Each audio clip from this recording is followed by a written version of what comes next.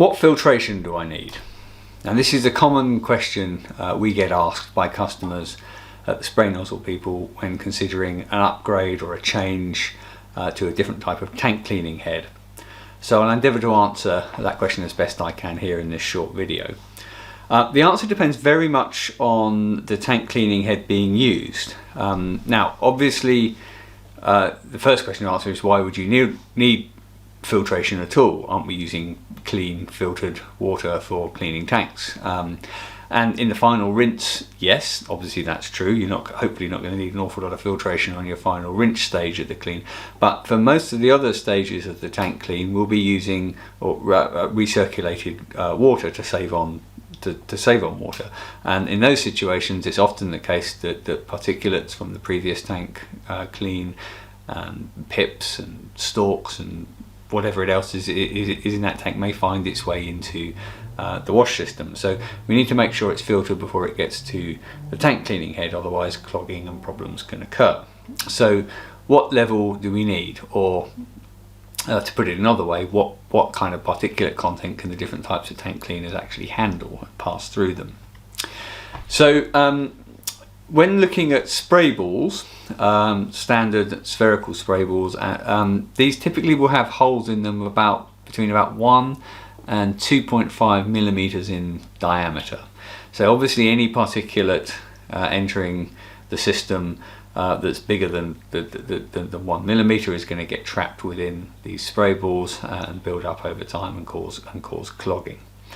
To be on the safe side, we'd normally recommend having filtration, upstream filtration, significantly smaller than the orifice sizes, the hole sizes on spray balls. So normally we'd recommend something like about a 50 mesh filtration, which is about 0.3 mil hole size in the filter. So even with small 1 mil holes in smaller spray balls, that's going to eliminate clogging, so you're not going to have any problems. Now for bigger spray balls with say 2 or 2.5 mil holes in them, you could probably get away with 25 mesh, which is 0.7 mil filtration. So something like that is going to be fine for that type of bigger spray ball. There's also a couple of clog resistant alternatives to spray balls. So there's sticking with sort of static, non-moving tank cleaning heads. There's a couple of alternatives to the traditional spray ball that requires even less filtration, and this can be a big advantage of these styles of tank cleaner. So very wide angle spiral nozzles can have a spray pattern of up to 270 degrees. So you can get a 270 degree tank cleaning system, tank cleaning nozzle in place. And spiral nozzles are naturally clog resistant. They were originally designed to spray slurries and the like. So these will typically have a free passage of around 3 to 5 millimeters. So technically particles between 3 and 5 millimeters could pass through these nozzles fine. Now we'd still recommend having something a bit smaller than that in terms of your filtration, just to be on the safe side. But something like a 10 mesh or 2 mil filtration would be sufficient to filter out any big sort of kind of stalks and large pips and things, and the smaller ones can pass happily through the filter and the spiral nozzle. Now, another design that's recently come on the market is the Hydroclaw from Beat Fog nozzle. Now, this is a unique patented tank washing nozzle that is specifically designed to be clog resistant. And its design has a huge free passage of around 7 millimeters, meaning it can be pass objects about 3 to 4 times as bigger than a standard spray ball. So in most cases you just need to filter out the very large objects that may find their way into the wash system. So a 10 mesh or 2 mil filtration is probably more than adequate for a nozzle of this size, and you could probably get away with no filtration at all in most cases. So moving on to spinning spray balls. Now on the face of it, the slots on these spinners are reasonably large, especially in comparison to the holes in spray balls. So on the face of it, it might look like these types of tank cleaner are actually a lot more clog resistant than spray balls, but the reality is they're not. The reason for this is they run on a kind of ball bearing system as they spin, and that's all exposed to the wash fluid. So any particulate can kind of get into that ball bearing system and gum it up and stop it spinning.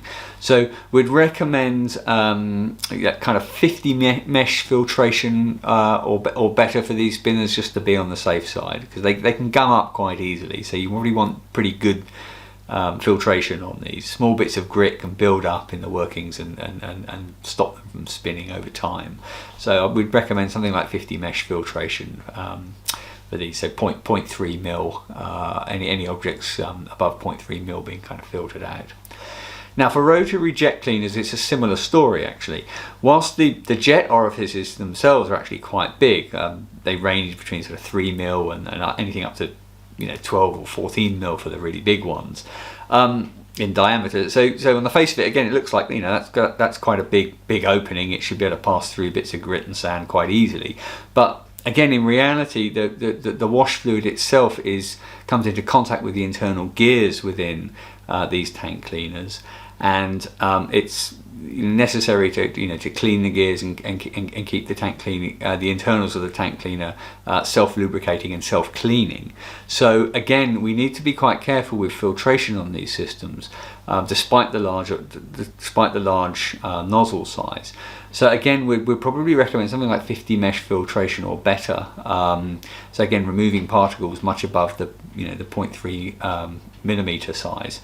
And this is just to stop the gears from gumming up over time, and we see this time and time again when tank cleaners stop working for whatever reason. It's often the case that stuff's worked its way into the mechanisms because they're open to the wash fluid. It's worked its way into the mechanisms and gummed it up over time, and it stops spinning. Okay. However, there's again a clog resistant version of these available on the market.